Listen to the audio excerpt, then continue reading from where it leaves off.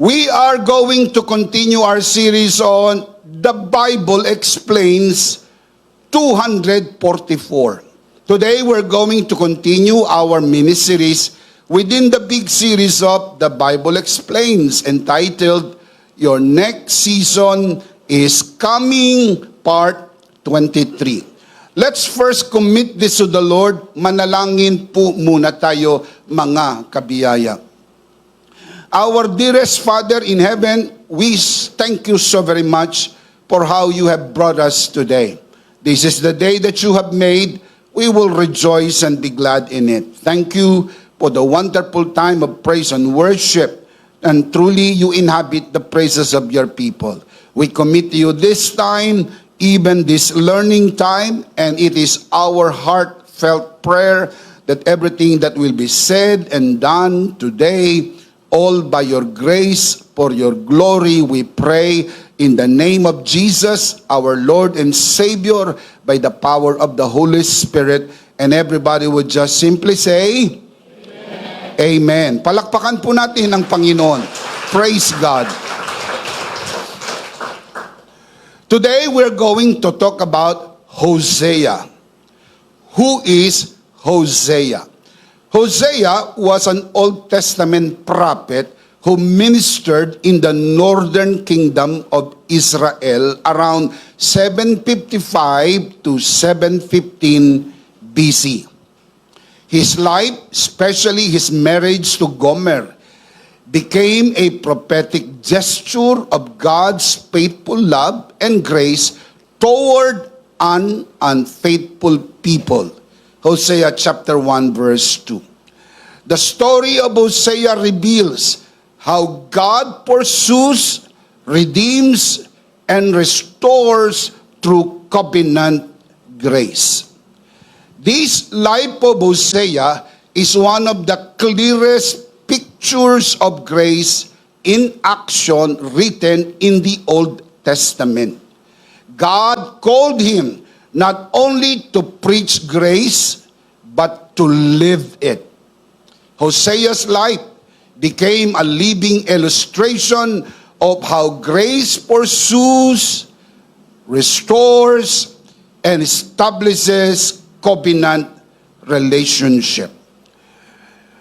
Furthermore, through Hosea, we see that grace moves you from one season to the next, not by human strength, but by divine purpose. Having said this, my dear brothers and sisters, allow me to share with you today 3 things that happen when grace pursues you from the story of Hosea. Number 1, grace calls you into purpose. Write it down. Grace calls you into purpose. Hosea chapter 1 verse 2. When the Lord began to speak through Hosea, he said to him, "Go and marry a prostitute, so that some of her children will be conceived in prostitution. This will illustrate how Israel has acted like a prostitute by turning against the Lord and worshiping other gods." Ang buhay ni Hosea, more particularly ang kanyang marriage, ay prophetic gesture of God's love and grace toward the unfaithful Israel. Ito po'y very intentional. Iniutos ng Diyos kay Propeta Hosea na mag-asawa ng patutot. Sa kanya po ito sinabi, at ito po'y very purposeful and very intentional. Dahil gusto ng Panginoong ilarawan ang kanyang pag-ibig at grasya sa hindi tapat na Israel. Ang napangasawa po ni Hosea ay si Gomer, isang prostitute, paulit-ulit na nagtaksil kay Hosea. Ang sabi ng Panginoon, patuloy mong mahalin si Gomer. Na sa atin pong kakayahan bilang tao, suko tayo, hindi natin ito magagawa. Sapagkat ang ganitong larawan ay gustong ipinta ng Panginoon sa canvas ng kaisipan ng bawat Israelita at sa buong Israel na ang pag-ibig ng Diyos ay hindi nagbabago kahit parang tila nagbago na tayo, mananatiling tapat ang Diyos sa kanyang pag-ibig sa atin. Bagaman ang Israel ay nag-commit ng spiritual adultery, spiritual prostitution, na siya po ay sumamba sa ibang Diyos, sumamba sa mga Diyos-Diyusan na dapat sana'y tapat lamang sa covenant relationship kay Yahweh. Pero sila po'y nakiapid, spiritually speaking, at sumamba sa ibang Diyos. Ginamit ng Diyos ang buhay ni Hosea para maging prophetic gesture so that people will see what it is to be truly loved by God. Kasi iba talaga kapag nakita mo kesa narinig mo lang. Paulit-ulit mang sabihin ng mga propeta ang pag-ibig ng Diyos. Ang mensahe ng Diyos, iba pa rin ang tinatawag na illustration. Remember, a picture is worth 1,000 words. Ginamit po ng Diyos ang buhay ni Hosea bilang isang moving picture para maikintal at maipamakat sa isip ng bawat Israelita kung gaano sila kamahal ng Diyos. When the Lord first began to speak through Hosea, He gave him an unexpected command. Go and marry a prostitute. Mahirap lulunin po ang ganyang instruction. Why would I do that, Lord? For what purpose? Ipinaliwanag ng Panginoon sa kanya. At ang masunuring lingkod ng Panginoon, ang propetang Hosea, ay sumunod. At inilarawan ng kanyang pag-aasawa ang relasyon ng Diyos sa Israel. Hosea's marriage became a prophetic gesture of God's covenant love toward an unfaithful people, referring to Israel. He felt the pain of betrayal, not once, not twice, but repeatedly, again and again, yet continued to love just as God does. Ang bigat, ano po? Yung minsan kang pagtaksilan, pero hindi minsan, paulit-ulit na pagtataksil ang ginawa ni Gomer kay Hosea. At patuloy pong sinasabi ng Diyos kay Hosea, mahalin mo pa rin ang iyong asawa. This is the true nature of grace. It does not merely speaks, it demonstrates. Grace may place you in assignments that stretch you, not to break you, but to reveal God's heart through you. Kung minsan, ginagamit ng Diyos ang ating buhay para maging larawan ng pag-ibig at biyaya ng Diyos sa mga taong nakapaligid sa atin. Madaling maiintindihan ng ating mga anak ang unconditional love of God if the Father will show it to His children. Kasi nagkakaroon ng struggle. Kung ang tatay ko nga hindi ako mahal ang Diyos pa kaya? In our limited way, if we can convey that we love our children unconditionally, somehow, this point will work in their lives that they will begin to realize that we fathers representing God's love to our children. And in the same manner with marriage, husbands, love your wives as Christ loved the church. Paano mo ito magagawa? Kailangan maintindihan mo kung paano minahal ni Kristo ang iglesia. Ang iglesia po ay hindi ho perpekto. May pagkakamali at may pagkukulang. Pero ang pag-ibig na ibinigay ni Kristo, pinerpekto at binuo at pinunan ang mga pagkukulang. Sa pag-aasawa, mga kapatid, kailangan nating maintindihan.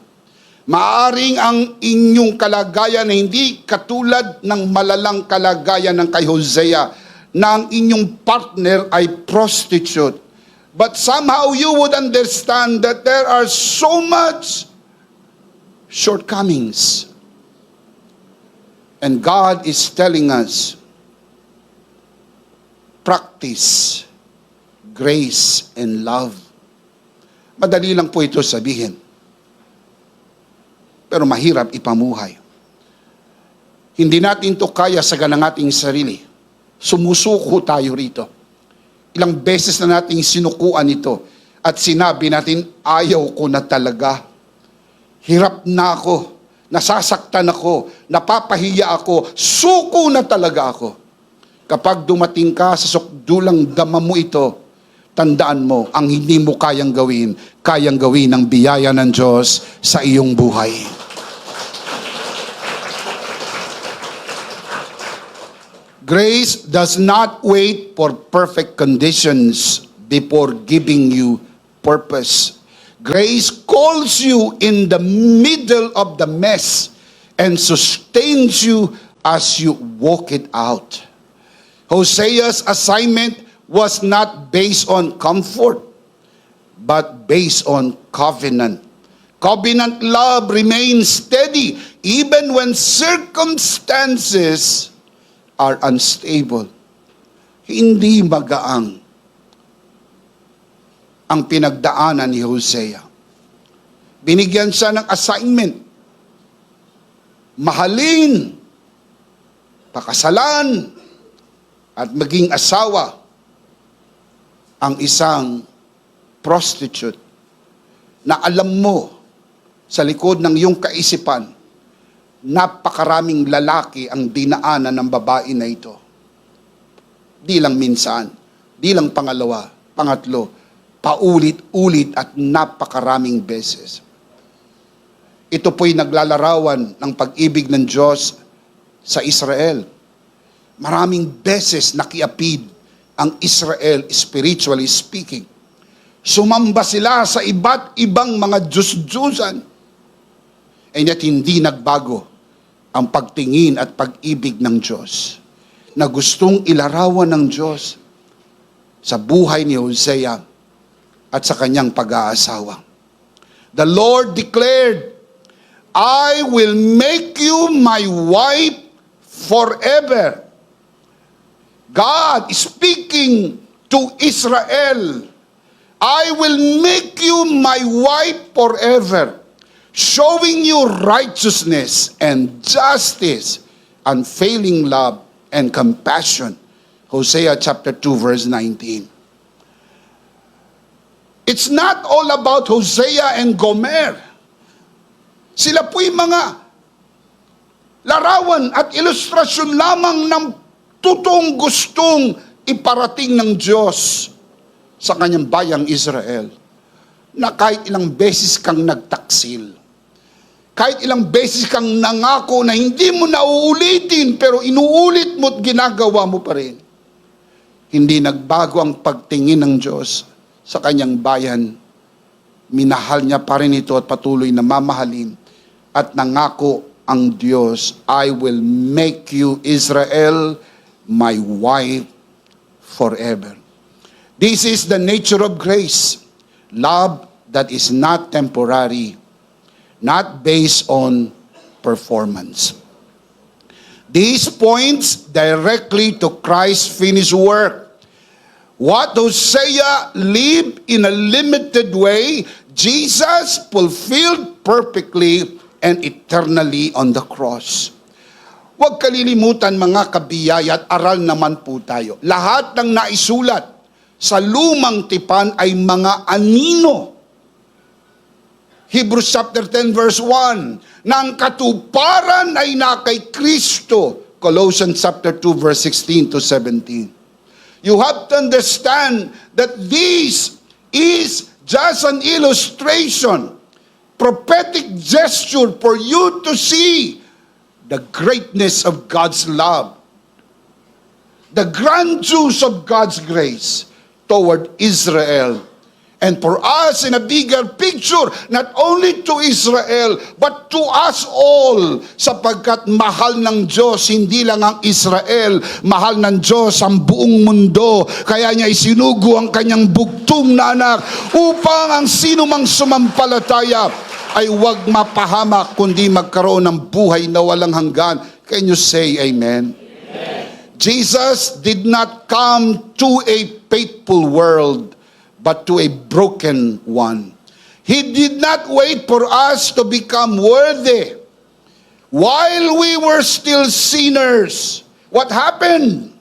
Christ died for us. Romans chapter 5 verse 8. How can we begin to explain that? Saan tayo hagilap ng salita para maipinta po natin ang ganito kagandang pag-ibig? Hindi tayo karapat-dapat.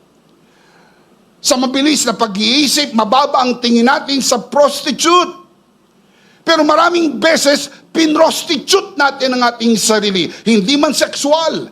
Sa iba't ibang paraan ng mundo, ay atin pong sinira ang ating sarili. Some people prostituted themselves through drugs, alcohol, gambling, and with so many vices in the world. Maraming tao ang naging alipin ng bisyo. Parang wala ng pag-asa pag tinignan mo. Pero mayroon dahil walang hindi kayang baguhin ng biyaya ng Diyos. Mahal ng Diyos ang lahat ng tao. Natagpuan sa paanan ni Jesus ang babae na nahuli sa akto ng pakikiapid. Isinisigaw ng mga tao base sa kautusan ni Moises, batuin hanggang mamatay. Yan ang marapat sa babaeng yan, nahuli sa akto ng pakikiapid, batuhin hanggang mamatay. Kapag pinayagan ni Jesus na batuhin po ito agad-agad, sasabihin ng mga tao na nandoon sa paligid, akala ko ba may mensahe ka ng pagpapatawad, awa at pag-ibig? Di ka man lang naawa sa babae na ito. Pag sinabi naman niyang huwag niyong batuhin, ang sasabihin ng mga tao, nilalabag mo ang batas ni Moises. Saan siya pupunta? Kung kaya't ang sinabi niya sa mga taong nakapaligid, sino man sa inyo ang walang kasalanan, ang unang bumato. Ang sabi ng kwento, ang bawat isa'y nag-alisan sapagkat batid nila sa kanilang sarili, lahat ay nagkasala. Walang matuwid, wala kahit isa. Ang naiwan sa tagpo ay ang babae at si Jesus. Sinabi ni Jesus dun sa babae, woman, where are your accusers? She looked up. She looked around and she said, they're all gone. And Jesus said to her, neither do I condemn you. Go and sin no more. Hindi siya inusgahan ni Jesus. Pero hindi rin siya pinabayang hindi magbago.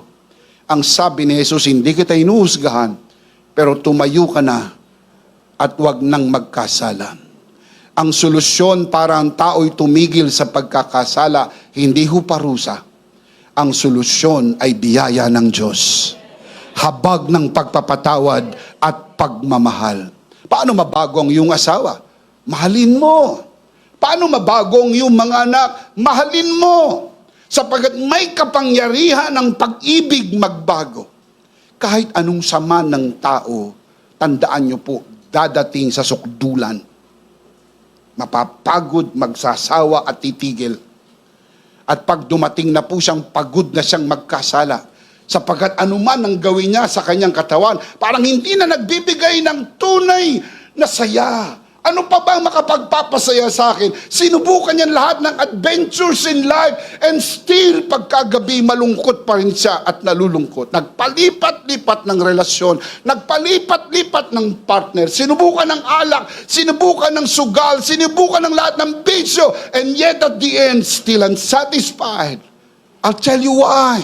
And those of you who are watching this broadcast, maybe you do not know why. I'll tell you why. Sabi ni Jesus doon sa babaeng Samaritana sa balon ni Jacob, babae, ang sino mang uminom ng tubig mula sa balong ito'y palaging mauuhaw. Ang sino mang uminom ng tubig na ibibigay ko, hindi na muling mauuhaw. Ang sagot ay si Jesus. Ang sagot ay ang biyaya ng Diyos. Ang sagot ay ang pag-ibig ng Diyos. Shout amen! Palakpakan natin ng malakas ang Panginoon. Kaya po inilarawan ng Diyos ang kanyang pag-ibig sa Israel sa pamagitan po ng pag-ibig ni Hosea kay Gomer. Hindi naging madali, pero ito po'y pagpipinta ng larawan sa canvas ng mga taong makakakita nito. At ang mga nakakita nito, naintindihan nila kung gaano kamahal ng Diyos ang Israel.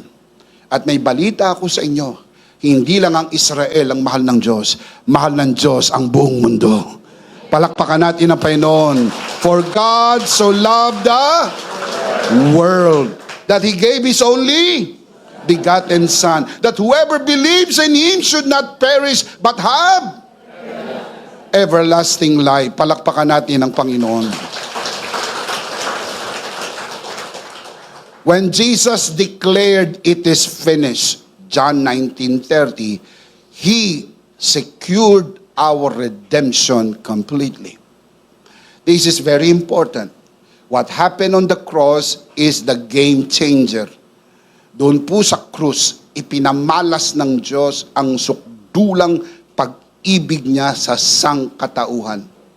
That is why that is the central message of the whole Bible. You see this pattern repeatedly in the Bible.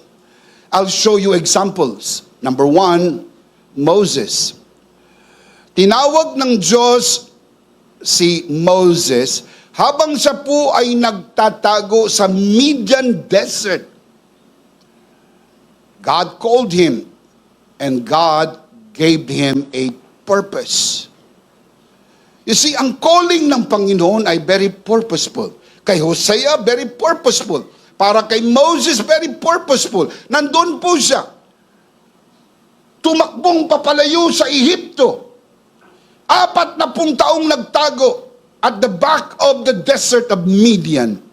And yet, Exodus 3 tells us that God called Moses. Another example is Gideon. Si Gideon po ay nagtatago. Siya po ay bumabayo ng trigo doon po sa wine press. Sa loob ng bahay, sa ilalim bahagi, doon po merong wine press. Hindi ka pwedeng bumayo ng trigo sa loob.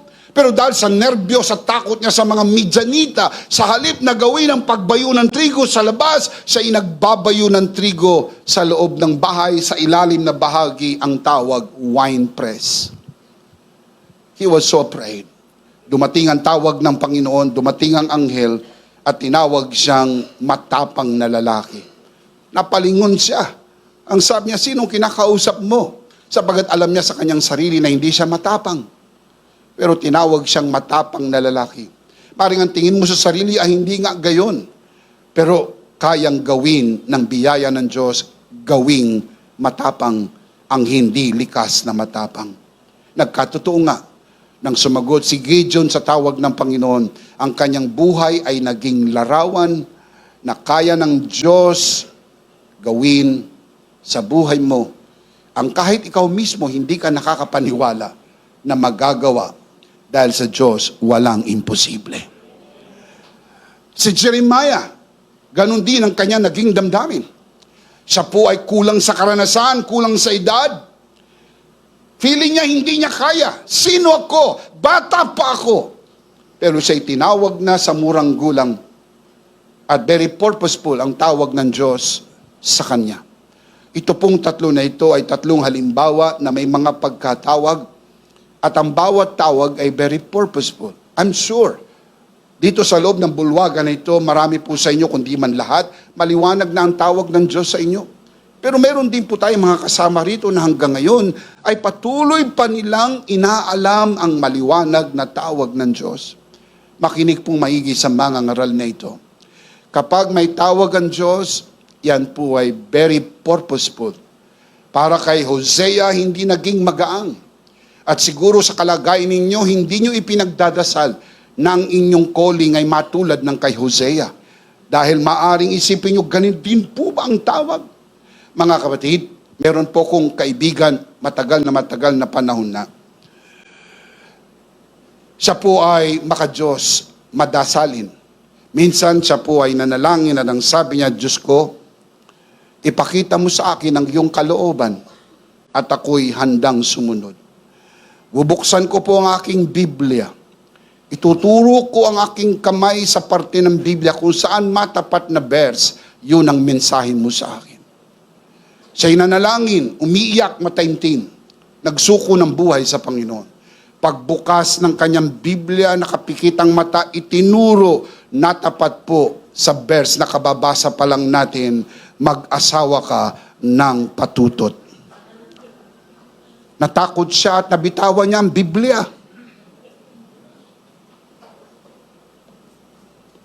Natakot siya. Pero ang sabi niya, Diyos ko, kung ito talaga ang kalooban mo, sino naman ako para tumutol? Pero Lord, i-confirm mo, isa pa. Kung talagang ito ang mensahe mo sa akin, susundin ko. Pero please, Lord, confirm it. Nag-pray siya uli. Sinarado ang Biblia. Ang sabi niya, pagbukas ko ng Biblia at natapat, kung ano talaga yung mensahe mo, yun na. Pero this time, sinigurado niyang hindi na doon tatapat. Kinapakapa niya ang Biblia habang nakapikit at gusto niya matapat sa New Testament. Pagbukas ng Biblia, naituro ang daliri at nakatapat. Kung anong iniisip mo, gawin mo na.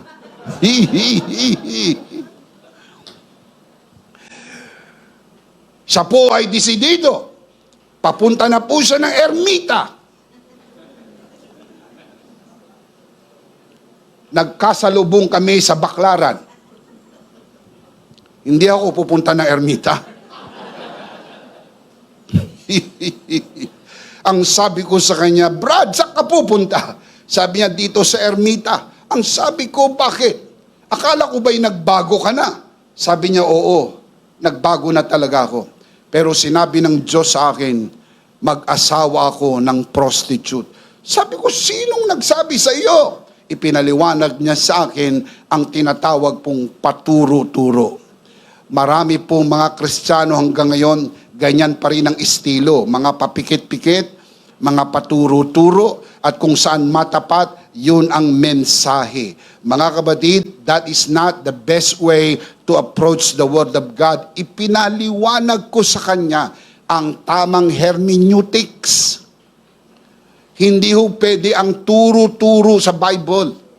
You have to read the text, the context, know the meaning of the text so you can apply the text. Sabi ko, hindi ikaw ang kausap ng Diyos, si Hosea. Yung nabasa mong verse, hindi para sa iyo, para kay Hosea. Nung mahimasmasa nang sabi niya, Diyos ko, salamat po. Mga kapatid, may kanya-kanyang pagkatawag. Ang iba'y mabigat, ang iba'y hindi masyadong mabigat, ang iba po'y napakabigat. Ano man ang tawag sa iyo ng Panginoon, lagi mo lang tandaan, hindi mo yang kayang gawin sa ganang iyong sarili. Kailangan mo ng biyaya ng Diyos. Palakpakan natin ang Panginoon. Praise God. Ituloy ko lang yung kwento, nagbago ang kanyang buhay, nakapag-asawa siya ng normal, naging maayos ang kanyang buhay. Thanks to hermeneutics. Pag tama, naintindihan mo ang Bible, maitutuwid ang buhay, maisasagip ka sa maling paniniwala at sa maling pamumuhay. Grace did not wait for readiness. Grace created readiness. God's call always comes with God's supply. Tinawag ng Diyos, hindi lang si Hosea. Pinakita ko sa inyo kanina si Moses, si Gideon, at maging si Jeremiah, at marami pang iba. Iba-iba ang pagkatawag, and I am very sure some of you are watching this broadcast, you are called by God. Ang pagkatawag na yan ay very purposeful, kaya ang pagkatawag ng biyaya, merong layunin sa iyong buhay. Hosea's story reminds us that your assignment is not proof life will be easy. It is proof that grace will be sufficient. Hindi magiging madali, pero wag mag-alala, sapat ang biyaya ng Diyos. When you find yourself in an unexpected season, difficult relationship, painful transition, or sometimes confusing assignment, always remember the story of Hosea. Ito po'y makakatulong na aalalahanin natin ang kwento ni Hosea. Grace calls you into purpose.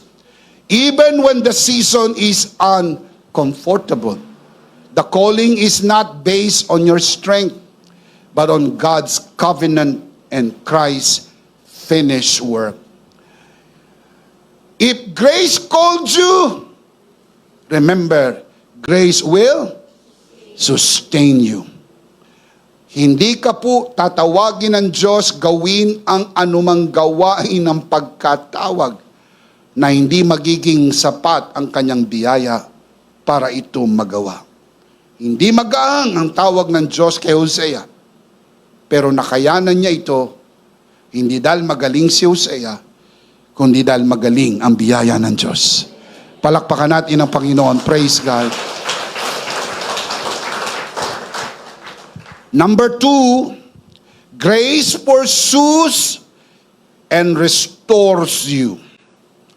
Write it down. Grace pursues and restores you. Hosea chapter 3, verse 1 and 2. Then the Lord said to me, go and love your wife again, even though she commits adultery with another lover. This will illustrate that the Lord still loves Israel, even though the people have turned to other gods and to worship them. Mga kapatid, again, inuulit ko, not once, not twice, but again and again and again, repeatedly. Sabi ng Panginoon kay Hosea, mahalin mo ang iyong asawa. Pero Lord, pinagtaksilan ako, mahalin mo ang iyong asawa. Para ilarawan na tayong mga tao, maraming beses ding nagtaksil sa Diyos. Marami kang mga ipinangako sa Diyos na hindi mo tinupad. Maraming mga pagkakataon na natagpuan mo ang iyong sarili, sumasamba sa iba't ibang Diyos-Diyusan. Maaring Diyos-Diyusan na gawa ng kamay ng tao o Diyos-Diyusang nilikha ng isip ng tao. Mga kapatid, tandaan palagi, inilalarawan po ng kwento ni Hosea ang pag-ibig ng Diyos sa bayang Israel. At hindi lang sa Israel, kundi sa buong mundo. Can you say amen? Verse 2, what did Hosea do? Verse 2, so I bought her back for 15 pieces of silver and 5 bushels of barley and a measure of wine. Ang presyo po ng isang alipin ay 30 pieces of silver. Kulang ang pera po ni Hosea. Meron lang po siya 15 pieces of silver. The smallest amount, kailangan niya ng 30 pieces of silver. Ang kakulangan ay pinunuan po ng bushels of barley and a bottle of wine. Mga kapatid, sinikap po ni Hosea ang matipon ng halaga. ibinayad niya po. Pumunta po siya sa house of prostitution. Asawa niya na po ito. Pinuntahan niya, binayaran niya ang halaga, at iniuwi ang kanyang asawa. Gomer had left Hosea and was no longer living in covenant, but in brokenness and bondage. Yet God commanded Hosea, go and love your wife. What's the next word? Again. Again and again. Mga kapatid, there is no way humanly possible that we can do this. Only divine, only grace can do this. Can you say amen? Grace did not wait for Gomer to return. What did Hosea do? Grace pursued her. Hosea did not abandon her. He redeemed her. Hosea 3:2 says, I bought her back. Binayaran ko para mapasa akin uli. Ang kanyang asawang si Gomer. Redemption came at a cost. This is the heart of grace. Restoration through redeeming love. Ipinamalas ni Hosea ang kanyang dalisay na pag-ibig kay Gomer nang ito'y kanyang binili para mapasa kanya, na gayong kanya naman talaga si Gomer from the very start dahil pinakasalan niya si Gomer. This is one of the clearest Old Testament pictures of Christ's finished work. Ito'y isa sa pinakamaliwanag na larawan ng tinapos na gawa ni Kristo. Sa anong paraan? Just as Hosea paid a price to redeem Gomer, Jesus paid the ultimate price to redeem us. The scripture says, you were bought at a price. Ano pong nakasulat sa Biblia? Ang kabayaran ng kasalanan ay kamatayan. Anong ginawa ng Diyos para matubos ang sangkatauhan? Isinugo niya ang kanyang bugtong na anak na matay sa krus ng Kalbaryo, at ang pagbububo ng kanyang banal na dugo ibinayad sa ating kasalanan para tayo ay mailigtas at magkaroon ng buhay na walang hanggan sa piling ng Diyos. Shout amen. Redemption means to buy back and restore relationship. Christ did not call us from a distance. He came to where we were and paid the full price to bring us back into covenant. And what kind of covenant? A covenant of grace. Hindi ho naghintay si Hosea ang umuwi si Gomer. Pinuntahan ni Hosea kung nasaan si Gomer. Hindi ho naghintay ang Diyos na tayo'y bumalik sa Kanya. Pinuntahan tayo ng Diyos.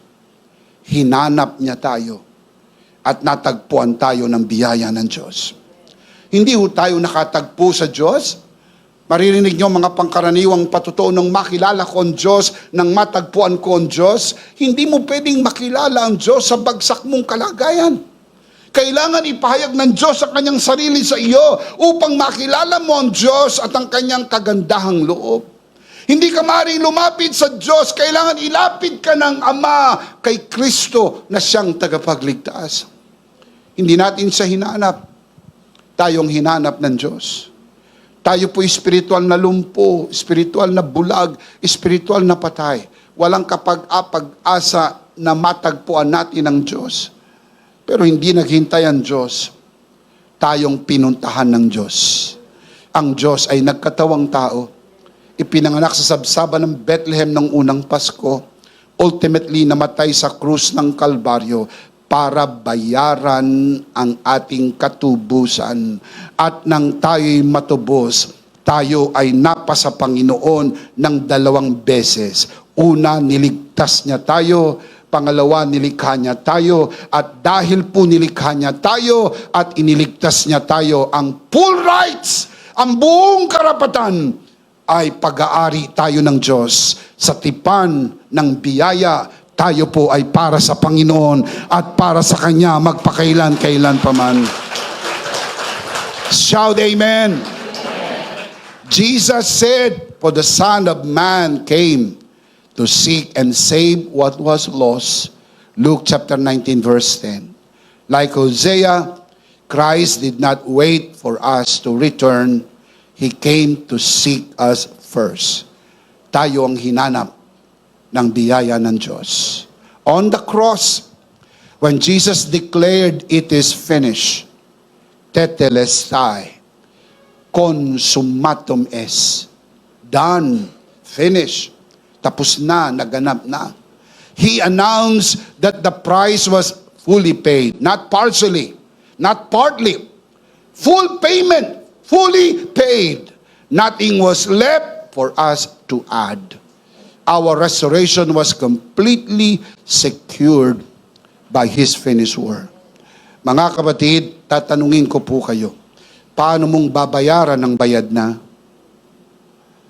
Paano mong tatapusin ang tapos na? Paano mong dadagdagan ang kompleto na? Kapag nakita mo ang finished work of Jesus, binayaran, tinapos, at kinompleto, sapat na ang biyaya ng Diyos. Kaya maliwanag ang teaching po natin sa community na ito. We are saved by grace alone.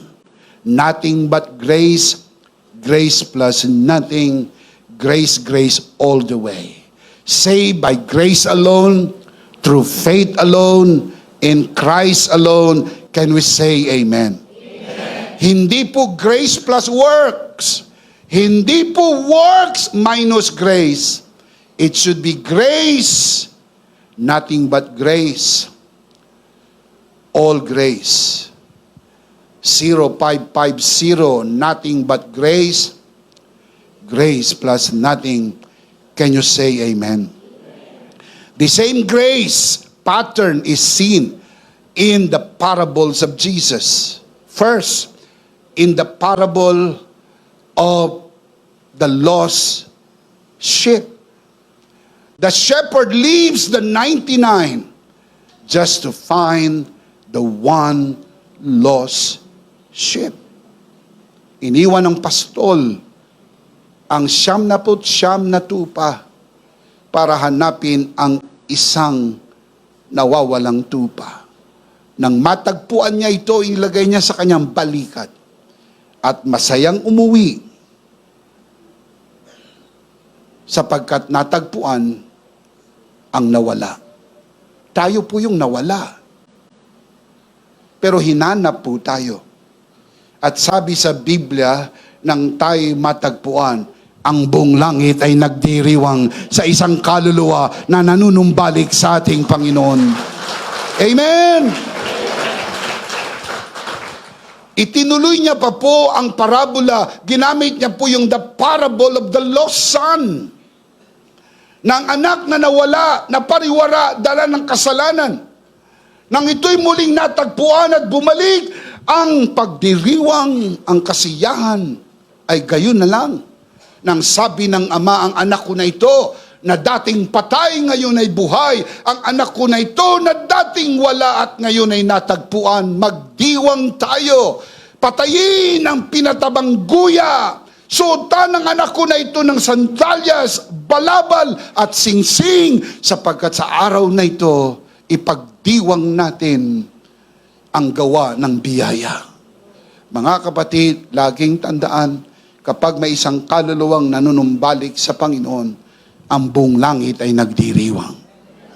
Kaya makipagdiwang po tayo sa bawat pagkakataong alam mo, nagliligtas ang Panginoon sa lahat ng panahon. Palakpakan natin ang Panginoon. Praise God. Praise God. Grace does not abandon you in your broken season. Grace pursues you, redeems you, and restores you fully not partially, not partly, but fully, because of Christ's finished work. What grace redeems, grace restores. Can you say amen? Number 2, grace pursues and restores you. Number 3, I'm starting to close. Grace establishes you in covenant. Grace establishes you in covenant. Hosea chapter 3 verse 3. Then I told her, Hosea, talking to Gomer, I told Gomer, I told her, you are to live with me many days. You must not be a prostitute or be intimate with any man, and I will live with you. Yun pong word na many at yung phrase na many days, sa Hebrew expression po ay yamim rabim. Yamim rabim. Ibig sabihin, all the days. A long, enduring period. Expression po sa kanila yan. Hebrew expression, yamim rabim. Salin lang po yung many days. Pero in fact, in the original, ang nakasulat po, you are to live with me all the days of your life. A long, enduring period. Can you imagine? Si Hosea ang nagbibigay ng commitment kay Gomer, you are to live with me, yamim, rabim. Hosea's redemption of Gomer did not end with rescue. It led to restoration. And after redeeming her, he said, you are to live with me, yamim, rabim, all the days of your life. Mga kapatid, kahit gaano kasama ang tao, kayang baguhin ang biyaya ng Diyos. Huwag mong sukuan ang iyong asawa. Huwag mong sukuan ang iyong mga anak. Huwag mong sukuan ang mga taong pagtinignan po natin, hindi na magbabago ang demonyong ito. Walang hindi kayang baguhin ng biyaya ng Diyos. Do you believe that? Palakpakan natin ang Panginoon. Praise God. This is covenant language. Yamim, rabim. Speaking of belonging, speaking of stability, and speaking of security, secured relationship. Grace did not merely free her from the bondage, but grace restored her into covenant. Ang marriage po kasi covenant yan eh. It's a covenant between two people. Nagpakasal at nangako sa hirap at ginawa. Hindi mo naman alam kung ano mangyayari sa tao na yan, ilang taon ang iyong pagsasama. Dahil nang mahalin mo naman yan, mukhang mabait. Mukhang anghel. Hindi makabasag ng pinggan. Pero nung matagal mong makasama, naubos ang pinggan. Naubos ang baso, basag lahat. Bishop, hindi lang ho baso at pinggan, pati mukha ko nabasag. Sa dami ng aming pinagdaanan. Ako po'y nagsasalita mula sa puso ng Diyos. Alam kong hindi magaang. Doon sa mga nanonood sa broadcast, believe me when I tell you this, I am not asking you to do an easy thing. This is hard. Admittedly, this is hard. Hindi madali para kay Hosea mahalin ng paulit-ulit. Si Gomer na paulit-ulit bumabalik sa prostitution din para gawin ang kanyang maling pamumuhay. And I'm asking you to give it a try one more time. Go back. Love your husband again. Love your wife again. Magbalikan kayo. Mag-usap kayo. Ang sabi po ng matandang kasabihan, ang hindi makuhang nakatayo, makukuhang nakaupo. Idagdag ko, ang hindi makuhang nakaupo, makukuhang nakahiga.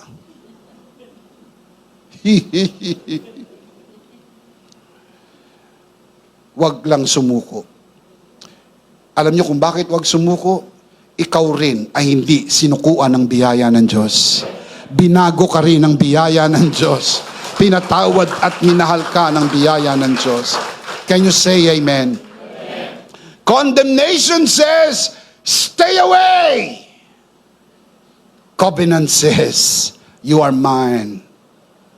Come home. Hindi natin pag-uusapan kung ilang beses mo kong sinaktan. Hindi natin pag-uusapan kung ilang beses mo ko hiniya, ininsulto, winalanghiya. I still loved you. Come home. Ayusin natin ito. Ito'y totoo sa pag-ibig ng Diyos sa Israel. Totoo ito sa pag-ibig ng Diyos sa atin. And I just hope that we will learn from this. Totoo ito sa pag-ibig sa loob ng pamilya. Walang perpektong mga anak. Wala rin perpektong magulang. Walang perpektong asawa. Ito po yung mga hindi perpektong mga tao. After all, kung perpekto, ba't pa natin kailangan ng grasya? Perpekto na pala. Hindi huwag gumagana lang ang grasya sa mga hindi perpekto dahil pinupunuan ng grasya ang kakulangan ng sino man. Lahat naman may pagkukulang. Sinong wala? Kapag sinabi ng taong wala siyang pagkukulang, yun na ang pinakamalaking pagkukulang niya. Sapagkat yan ay pagsisinungaling. Sabi sa Bible, walang matuwid, wala kahit isa. Mula pa sa sinapupunan ng ating mga ina, tayo po'y pinaglihi at ipinanganak sa pagkakasala. Dito pumapasok ang grasya ng Panginoon. Kahit gaano ka kasama, kaya kang baguhin ng biyaya ng Diyos. Just give it a try. Shout amen. Bigyan ng pagkakataon, maging ang mga adik na mabuhay at magbago. Wala ho sa kamay at kakayahan ng taong maghusga para sa buhay ng sinuman. Sapagkat lahat tayo ay pwedeng baguhin ng Panginoon. Just give it one more try. Kayo ang buhay na patotoo. Maraming mga nanonood sa broadcast ito at maging sa bulwagang ito na dating gumagamit ng bawal na gamot. Pero binago kayo ng biyaya ng Diyos. Binago kayo ng pag-ibig ng Diyos. Shout amen! Kailangan mabuhay dahil habang may buhay, may pag-asa. Kailan mawawala ng pag-asa? Pag kinitil mo ang buhay. Pag hindi na nabubuhay, wala ng pag-asa. Kaya hayaan natin ang tao'y mabuhay. Dahil habang may buhay at narinig nila ang mensahe ng biyaya, kaya silang baguhin ang biyaya ng Diyos. Palakpakan si Lord, kaya silang baguhin ng biyaya ng Diyos. Shout amen. The Lord declares, I will make you my wife. What's the next word? Forever. Showing you righteousness and justice, unfailing love and compassion. Hosea chapter 2 verse 19. This is the heart of Christ's finished work. God does not merely forgive, He brings you into permanent relationship. What else? Sonship and intimacy. Malapitan na relasyon. Alam niyo kung bakit itinulad ni Pablo ang relasyon ng iglesia sa kanya, kay Kristo? Sa relasyon ng mag-asawa? You can read this in Ephesians chapter 5. Husband, love your wife as Christ loved the church. Wife, submit submit to your husband as the church submits to Christ. Na bakit po hinalintulad ni Apostol Pablo ang relasyon ni Kristo sa iglesia sa relasyon ng mag-asawa? Because of the idea of intimacy. Husband and wife, intimate relationship. Two individuals, two flesh will become one. That intimacy can only be possible by the grace of God. Kaya po ang relasyon natin sa Diyos ay ayon sa biyaya. Kinahabagan tayo ng Diyos. Naawa ang Diyos sa atin. Maging maawain din po tayo sa mga taong gusto namang magbago. Gusto talaga niyang magbago. Nahihirapan siya dahil pilit niyang binabago ang kanyang sarili. Ang mensahe ko sa inyo, isuko mo ang sarili mo sa biyaya ng Diyos dahil hindi mo kayang baguhin ang iyong sarili, pero kaya kang baguhin ang biyaya ng Diyos. Palakpakan si Lord. Praise God. Praise God. The gospel is not only the cancellation of sin, but the establishment of covenant. We call it the covenant of grace. Scripture says, therefore, there is now no condemnation for those who are in Christ Jesus. Are you in Christ Jesus? No more condemnation. Hindi po ipinapaalala ng Diyos ang iyong nakaraan.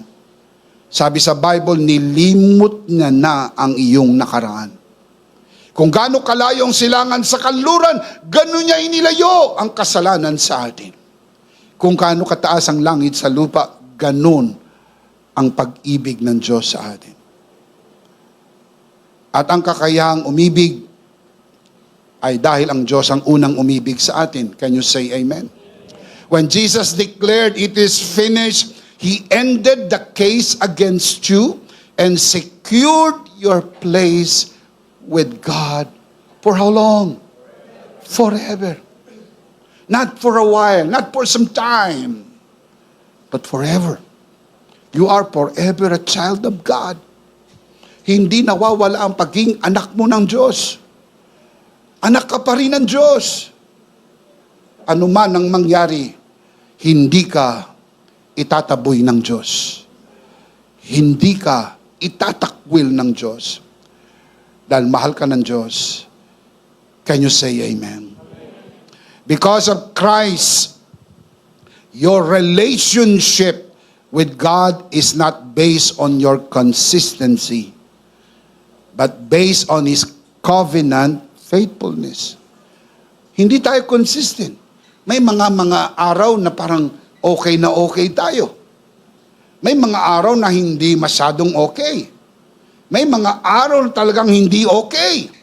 Pero may mga araw naman talaga na kayang-kaya natin. Na pagtatagumpayan natin. Pero may mga araw na kung minsan, parang ramdam natin na hindi tayo nagiging matapat. Pero ang Diyos mananatiling tapat. Look at the scripture, 2 Timothy chapter 2 verse 13. The Apostle Paul writes, if we are faithless, meaning unfaithful, if we are faithless, He remains what? Faithful. Tell me why. He cannot deny Himself. Hindi ka tatablahin. Kung ikaw ay unfaithful, hindi mo tatablahin ng Diyos, unfaithful na rin siya sa iyo. Kahit unfaithful ka, kahit faithless ka, God remains faithful. Kasi ang tumatalo sa unfaithfulness ay faithfulness. Ang tumatalo sa kasalanan ay pag-ibig ng Diyos. Nais ating magbago, ang pag-ibig ng Diyos, kaya tayong baguhin. The new covenant is secured not by your promise, but by God's promise fulfilled in Christ. Yung Lord, nangangako na ako, talagang hindi na talaga. Lord, nangangako ako, hindi na talaga. Only to find out, You keep on doing it again and again and again. Nangako si Gomer, hindi na ako mag-prostitute. Hindi na. Pag nagising si Hosea, wala na yung kanyang asawa, nandun na sa ermita. Uuwi na naman, ang sabi niya, taga-promise ko na talaga, hindi na talaga ako. Pag-gising niya isang umaga, nandun na naman uli. Paulit-ulit. Mga kapatid, pangako natin hindi ho mapangahawakan. Pero pangako ng Diyos, gaano man karami, kapag na kay Kristo, oong lahat. Ikaw ba'y na kay Kristo? 2 Corinthians chapter 1 verse 20, the Apostle Paul writes, "For no matter how many promises God has made, they are what?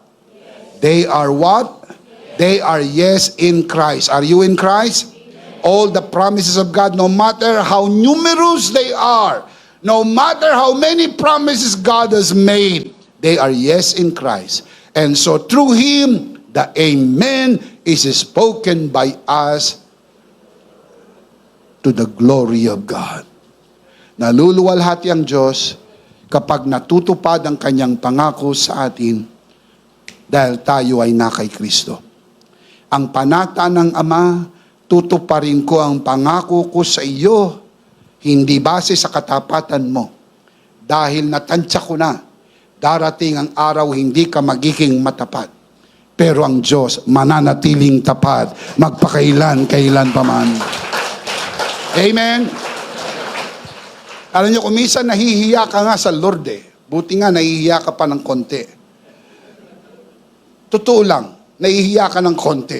Sa dami ng iyong mga pagkukulang, Diyos ko, at dami kong pagkukulang, pero pinagpapala mo pa rin ako. Alam niyo kung bakit? Hindi ka tinatabla ng Diyos. Dahil kung tatablahin ka ng Diyos, wala ka ng matatanggap, gipatak na pagpapala. Pero sa kabila ng iyong pagkukulang, may mga araw hindi ka nagdadasal. Nagmamadali ka, umalis. Dahil color coding, number coding.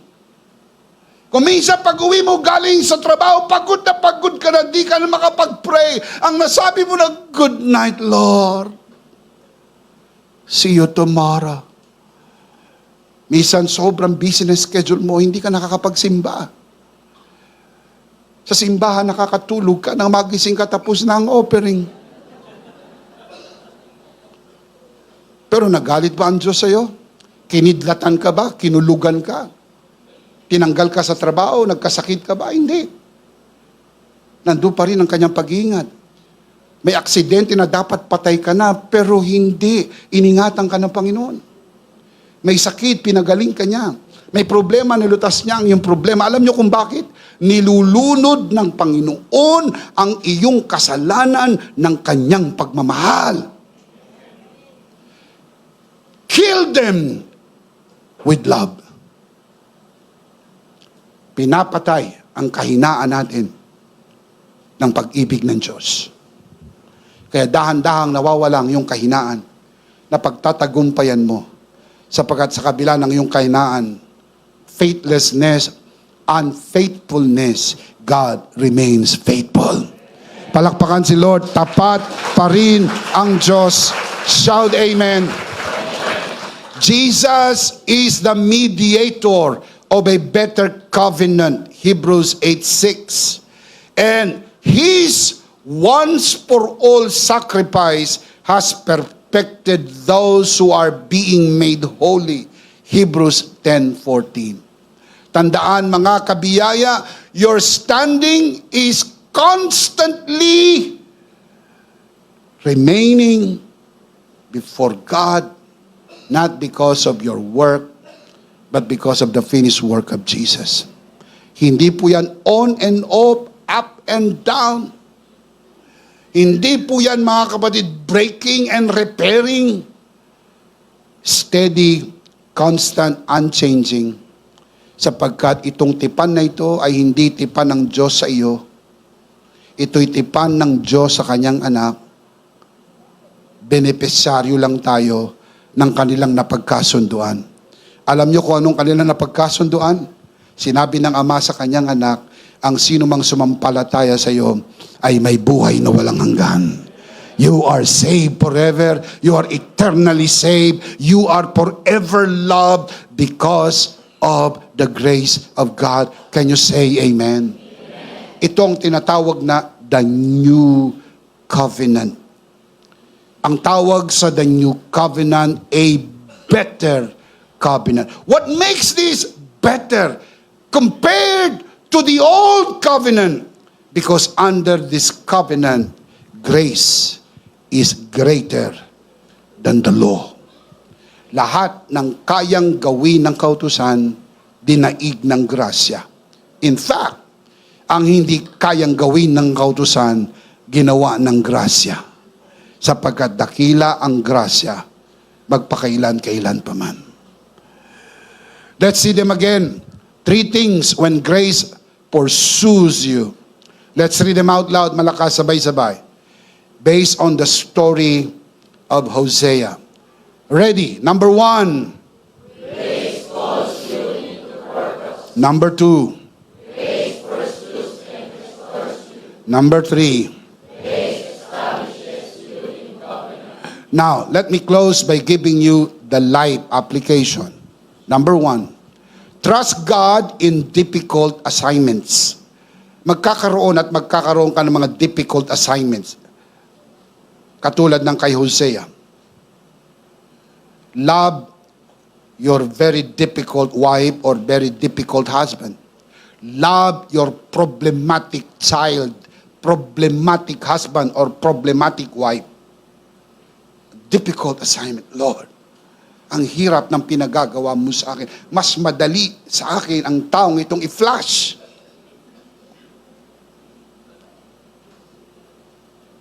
Iwanan ko na to. Game over. But sometimes, like Hosea, God would say, love her again. Difficult, isn't it? In that kind of situation, trust God. Hosea's assignment was difficult. God called him to love Gomer, a very difficult person to love, knowing that she would be unfaithful repeatedly, not once, not twice, again and again. Yet it was a grace-filled calling. Hosea did not rely on his own strength, but on God's covenant and sustaining grace. Can you say amen? His life became a picture of God's unfailing love. You may never know kung saan makakarating ang larawan na ipinakita mo sa iyong asawa, sa iyong mga anak, o sa mga taong nakapaligid sa iyo. Ang pagpapamalas ng pag-ibig at grasya. In the same way, when God gives you a difficult assignment, His grace goes with it. Scripture says, my grace is sufficient for you. For my power is made perfect in weakness. When you feel so weak, Paul said, when I am weak, then I am strong. Why you are so strong when you feel so weak? Because God said, my sufficient or my grace is sufficient for you. Sapat ang biyaya ng Diyos. Trust His grace. It will sustain you, strengthen you, and fulfill His purpose through you. Number 2, live out God's love. Live out God's love. Hosea did not just preach God's love. He lived it. Yun ang mahirap na parte. Yung ituro, ipangaral, magaang. Pero yung ipamuhay, yun ang mahirap na parte. Kahit wala pong pagkakakilala sa Diyos, may mga tao rin namang nagpapanggap na kayang magturo ng grasya, kayang magturo ng pag-ibig ng Diyos. Pero hindi mo kayang i-fake, hindi mo kayang magpanggap na maipamuhay ito. magagawa mo lang kung totoong nasa iyo ang grasya ng Diyos. There is no way you can fake it when you begin to live it. Even when Gomer was unfaithful again and again, he pursued and redeemed her. According to Hosea chapter 3. His life became a demonstration of covenant love sustained by grace. Kaya larawan ng kanyang buhay ng pag-ibig at biyaya ng Diyos. In the same way, God's love has been poured into your heart through Christ's finished work. Scripture says, we love because He first loved us. Kaya tayo nakakapagmahal sapagkat siya ang unang nagmahal sa atin. Ano naman ang kaya mong ibigay kung wala ka? Hindi ba't yun ang sinabi ni Peter? Silver and gold I do not have. What I have, I give to you. Because that is a principle. You cannot give what you do not have. How can you give love to a relationship if you do not have the love of God? Anong pagsasaluhan ninyo? Pag-ibig lang ninyo? Hanggang kailan tatagal ang pag-ibig na yan? Hindi pang matagalan ang pag-ibig ng tao. Kung nakasalalay lang sa itsura, nung mapangasawa mo, sexy, sexy. Nung tumagal, siksik, siksik. Nung mapangasawa mo, ang ganda-ganda. Tapos tumagal, pumangit, pumangit yan dahil sa'yo eh. Kapag gumaganda ang babae, magaling ang lalaki. Mag-alaga at magmahal. Kapag po ang babae ay pumangit, hindi ho mabait ang biyanan. Anong koneksyon? Hindi ko alam. Hindi ko nga rin alam kung ba't ko nasabi yun. Pero tandaan ninyo mga kabiyaya, ang kakayahan nating magmahal ay dalang Diyos, ang unang nagmahal sa atin. Palakpakan natin sa Lord. You do not produce love by effort. You do not. You naturally express the love you have received. So first step, receive the love of God before you can share the love of God. Kaya lagi kong sinasabi doon sa mga mag-aasawa pa lang, huwag po kayong mag-aasawa para maghanap ng pag-ibig at kasiyahan. Mabibigo kayo. Mabibigo kayo. Kailangan po, single ka pa, natagpuan mo na ang pag-ibig at tunay na kasiyahan. Pag nag-asawa ka, dadalhin mo yun sa relasyon. Hindi mo doon nahanapin sa relasyon. Dahil tiyak na tiyak, magkakaroon po ng kakulangan ang sino man sa inyo. Kaya maraming mag-asawang hindi magkasundo, naghahanapan. Hindi mo ginagawa ito, di mo ginagawa ito. Oh. Hindi ka na nagsasabi sa akin ng I love you. Ikaw ba nagsasabi? Oh. Hanap dito, hanap doon, away dito, away doon. Bukas makalawa. Mabalitaan mo na lang. Hiwalay na. Dahil nakalagay sa Facebook, single.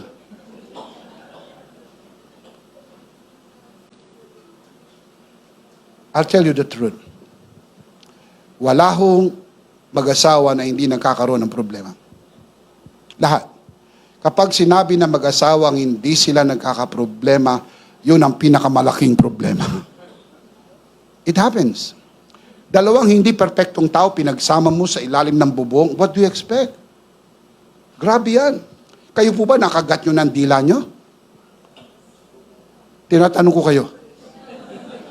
Nakagat nyo na ba misa ng dila nyo? Oh.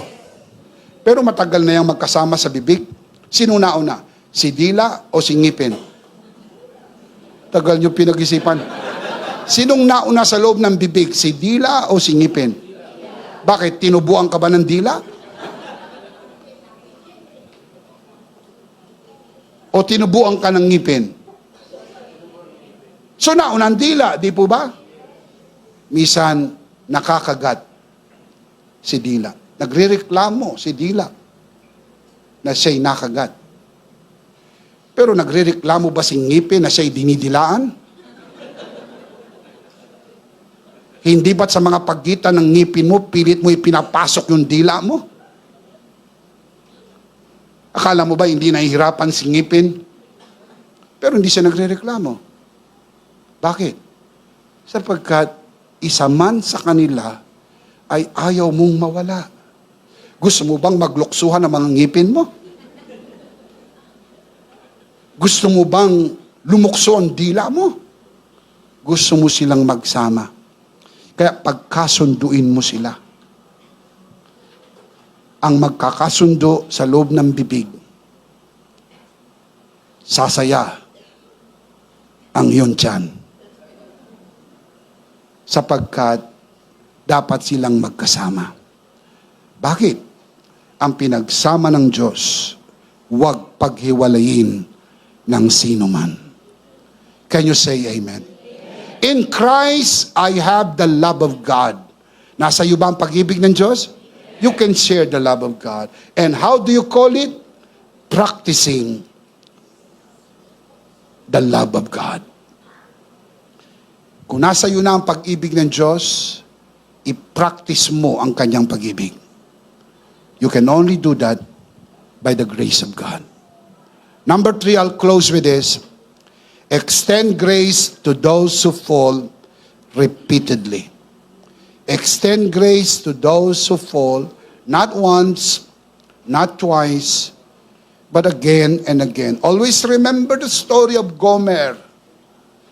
Not once, not twice, but again and again. Hosea extended grace to Gomer. Even after she had fallen, what's the next word? Repeatedly. He did not abandon her. He pursued her, he redeemed her, and he restored her. His actions reflected God's covenant love, a love that does not give up. Huwag mong sukuan ang iyong asawa. Inuulit ko. Huwag mong sukuan ang iyong mga anak. Patuloy ka pa ring maniwala sa kayang gawin ng biyaya ng Diyos. Can you say amen? In the same way, Christ extended grace to us. While we were repeatedly unfaithful, God remains faithful.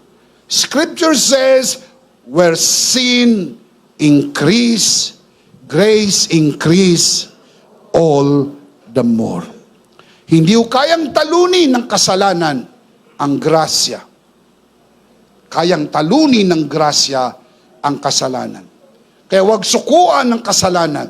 Kung lumalaki ang kasalanan, mas lakihan ang grasya sapagkat hindi kayang talunin ng kasalanan ang grasya. Pero kapag mas malaki ang grasya kaysa sa kasalanan, matatalo ang kasalanan, ang buhay ay magbabago, kayang baguhin ng biyaya ng Diyos. Amen. Because you have received God's grace. Have you received God's grace?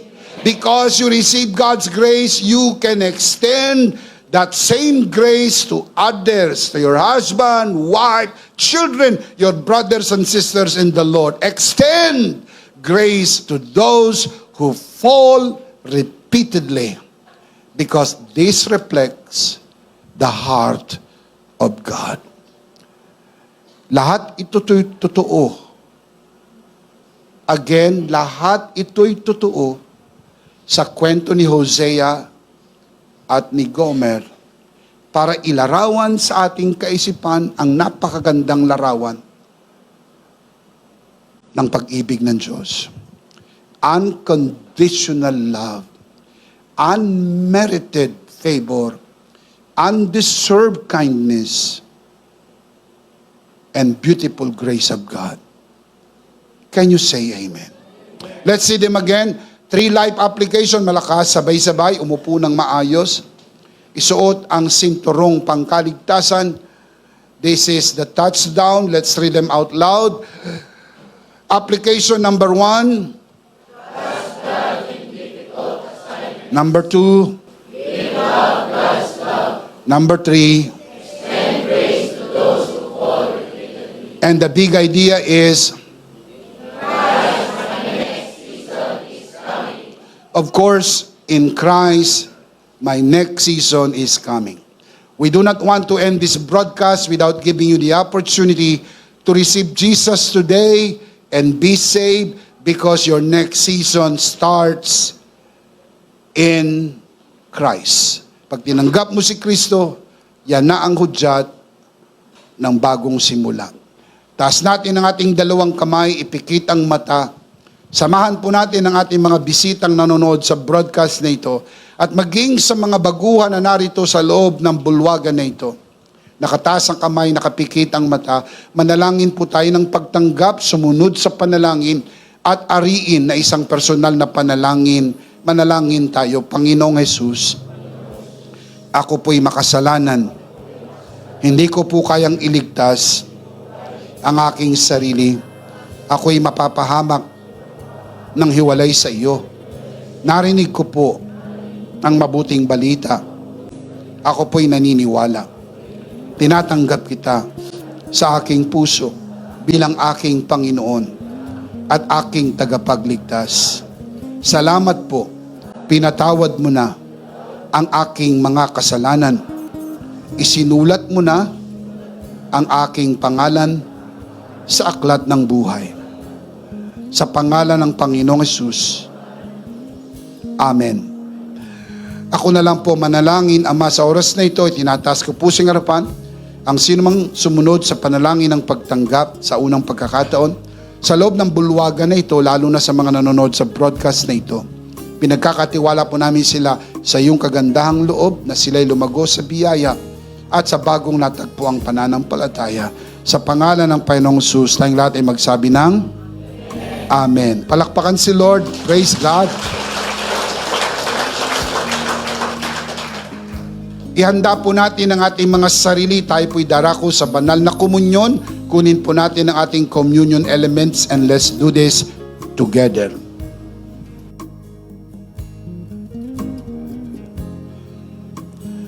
All right, let's do this together, mga kabiyaya. Hawak-hawak po natin ang pinakamakapangyarihang simbolo ng tinapos na gawa ni Kristo sa krus ng Kalbaryo. Ito ang aral na tinanggap ko sa Panginoon at ngayon naman ay binibigay ko sa inyo ng gabing isa'y pagkanuloy dumampot siya ng tinapay. Kanyang pinagpira-piraso at kanyang sinabi, ito ang aking katawan na pinagpira-piraso dahil sa inyo. Gawin niyo to bilang pag-alaala sa akin. Sabay-sabay po nating gawin.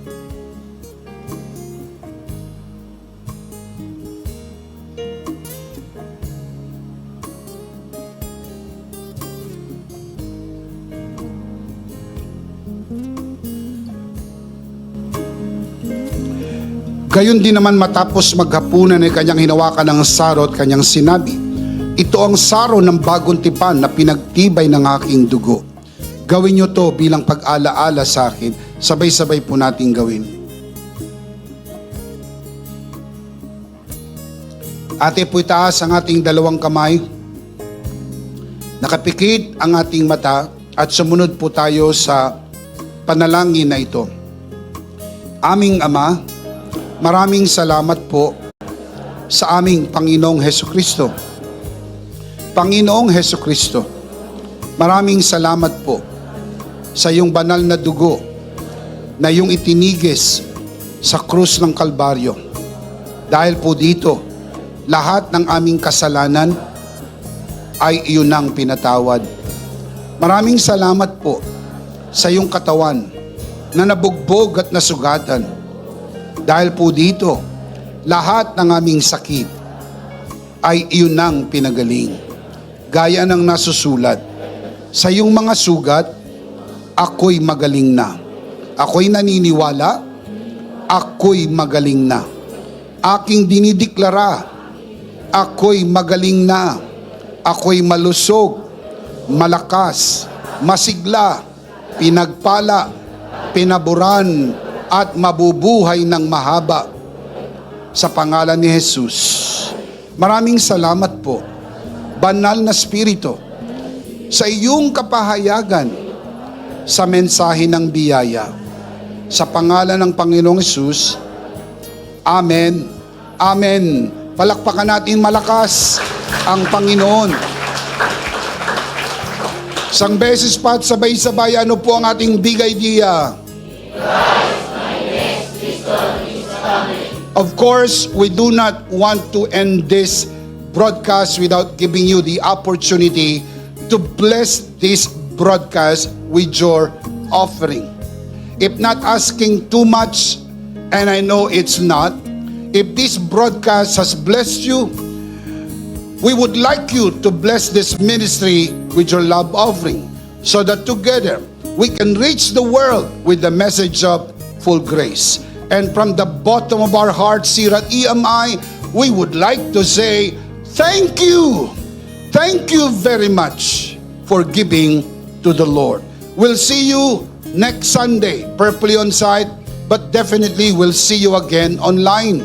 Ako po si Bishop Emmy, kasama po si Pastor Joe at ang kabuuan ng The Lord's Community and EMI Broadcast. Stay a bit for more announcement. Stay blessed and stay connected. Always remember, in Christ you are forever Charito!